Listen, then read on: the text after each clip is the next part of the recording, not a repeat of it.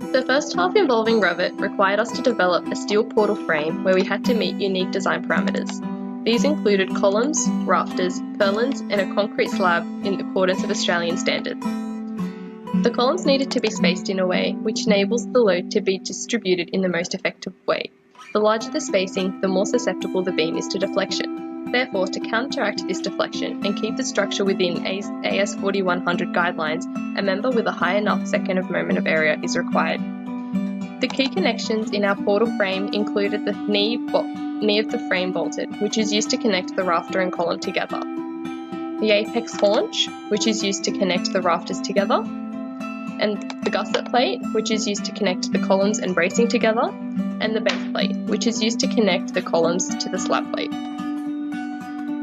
In design, we need to be able to account for many load conditions as they influence our solutions. The main load cases include dead load, live load, and wind loads.